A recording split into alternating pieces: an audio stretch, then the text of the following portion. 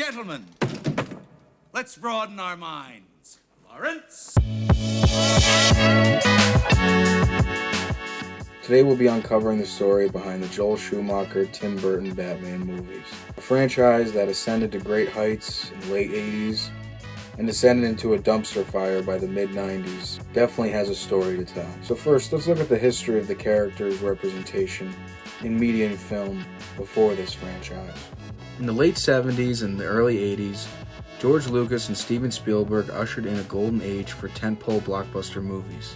Star Wars, Jaws, Indiana Jones, and Back to the Future all attracted audiences like nothing had before. But even better than the money from ticket sales was merchandising. Toys, hats, anything you could produce cheaply in a foreign country got all the studios scrambling to find that next big franchise. And luckily, Batman was next. See, before the 80s, Batman had a bit of a checkered past in terms of film and TV. In the 40s, he looked like a joke. In the 60s, he was a joke. And to many people who didn't read comics, that's all the character was going to be. But by the mid-80s, Batman was being redefined as a more dark, brutal, and cunning protagonist. Warner Brothers finally decided it was time for a new version of the character, and they greenlit a Batman film to be directed by Tim Burton, a young and eccentric director known for his work on Beetlejuice and Pee-wee's Big Adventure. With financial backing and a director, this movie was on its way.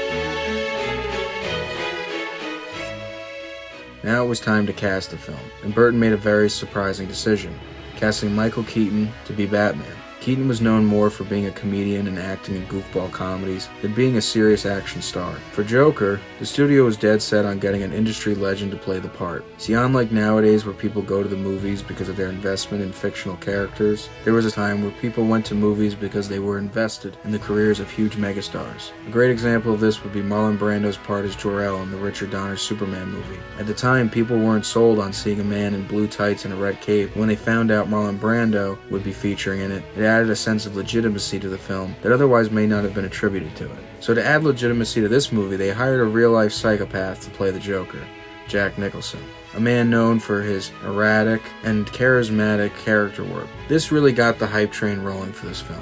And that's one of the aspects that I think people forget about this film's release, the sheer amount of hype that surrounded it. Before the film even came out, the logo was everywhere and on everything. Much like the kind of spectacle you would see around a Marvel movie 5 years ago, fans were anticipating the release of the new Batman film. So now that I dumped all of the exposition of what happened prior to the release of the film, I'll tell you what I really think about it. I really enjoyed it, but don't get me wrong, it does not hold up, not even a little. This may have been made as the door was closing on the 80s, but goddamn, this is the most 80s the 80s could get. I'm surprised Batman wasn't wearing neon green leg warmers and a Where's the Beef t-shirt. But overall, I think this is a competently made film. The biggest achievement is without a doubt the set design by Anton Furst. The Gotham City he created in the sound stages at Pinewood Studios looks like Blade Runner blended with 1940s America. The cast of the film are all great in their roles. Michael Keaton is really great as Bruce Wayne here. He truly defied expectations and provided fans the dark, brooding Bruce Wayne that they pleaded for. I'm sure many people have said this before, but he has the vibe the whole movie that he is distracted when he is Bruce Wayne and extremely focused when he's Batman. A lot like how Christopher Reeve was able to give a visual distinction between his portrayals of Superman and Clark Kent, Keaton was able to externalize an inner difference between the two characters very well. Jack Nicholson is Jack Nicholson in this film, and there's not much more to say than that. I don't think he's the best Joker, but that conversation is reductionist in nature. The only thing anyone needs to know in a debate about the Jokers is that Jared Leto and Suicide Squad suck, and will forever be everyone's least favorite version of the character. But Nicholson really took on this role in a fashion that people wouldn't recognize today, for being as revolutionary as it was. A lot of his line deliveries are truly iconic, and his physical comedy is really effective. This movie made about $411 million in 1989, which adjusted for inflation is just over $900 million today. At a time where global releases weren't as extensive and profitable as today, this movie was an overwhelming success. And where there's success, there is going to be a sequel.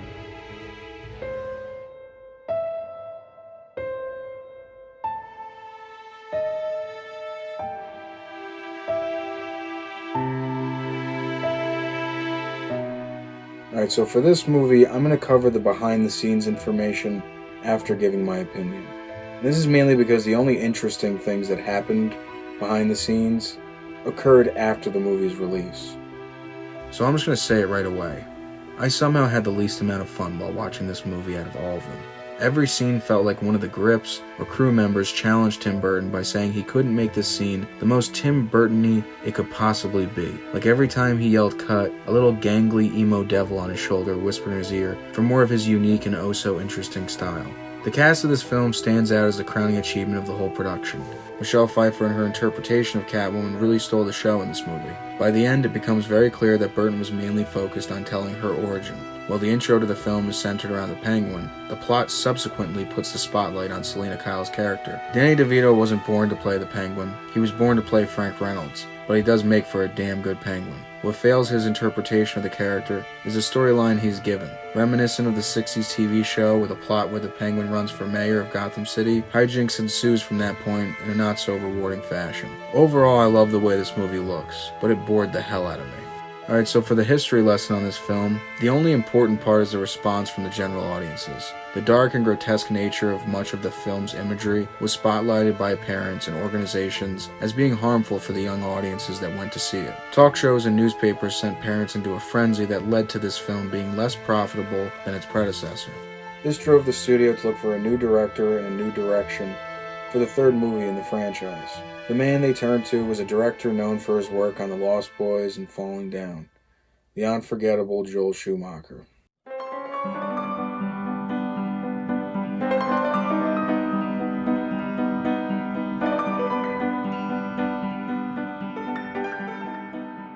Much like the '89 Batman film, there was a lot of hype going into the release of Batman Forever. Marketing was at a fever pitch, and Carrey's star power brought lots of young fans. When the film was released, it was a notable success, raking in over $300 million in the box office. So what do I think of this film? I really enjoyed watching this while also knowing it's complete schlock. What stands out immediately is the visual style. Some may really hate this style, but I appreciate it for its unique quality. Today, all superhero movies kinda look the same, but this film had a striking visual palette that one would be hard-pressed to not appreciate in some way. The cast of the film were all serviceable in their roles. The obvious standout would be Jim Carrey as the Riddler. He demanded the audience's complete attention with every frame he was featured in. It may shock many that Batman Forever was a rousing success. It was a giant box office smash.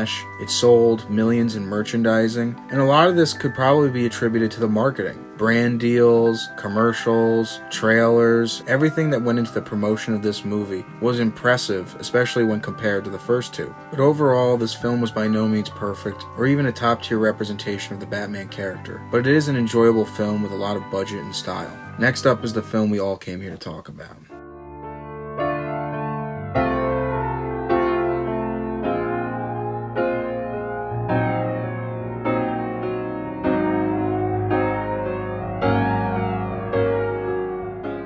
Kilmer refused to sign on for the sequel, and George Clooney was brought on to don the bad ears. Chris O'Donnell returns as Robin, and Alicia Silverstone is cast to play Batgirl. For the villains of the film, Uma Thurman and Arnold Schwarzenegger were cast as Poison Ivy and Mr. Freeze. Schwarzenegger was coming down from a decade of smash action hits, and Thurman was becoming a huge star after her work in Pulp Fiction. The making of this film was rushed when compared to previous entries in the franchise. The studio was persistent that they wanted to release this film as soon as possible to profit from the hype surrounding Batman Forever. So what's my unique opinion of this movie? I bet you're expecting me to say that I hate it, but I really don't.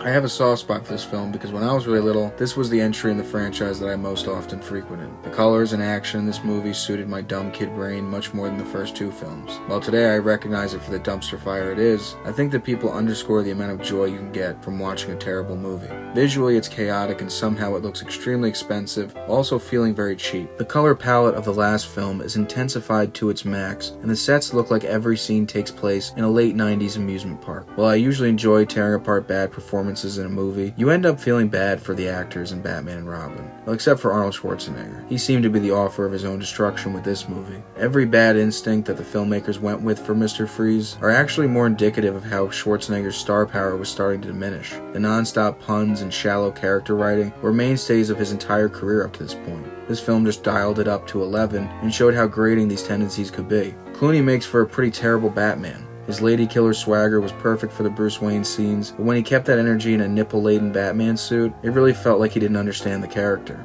Alicia Silverstone is not great as this film's Barbara Gordon, but I really don't know how she could have made this better. The writing for her character is laughable, and the character development they attempt ends up doing her no favors. There's not much else to say about the cast. Everyone definitely did what was required of them, but were sadly in a terrible movie, a fate that no amount of thespian training could help them escape. So how was I able to enjoy watching this movie? I simply accepted that the goal of the filmmakers wasn't to make the kind of Batman film I'm looking for. It was to make a movie for the kids of the 90s, and while it did a terrible job at that, it serves as almost a time capsule for what studio filmmaking can be at its absolute worst. The sheer scale and spectacle of the mediocrity of this film is an art form of its own.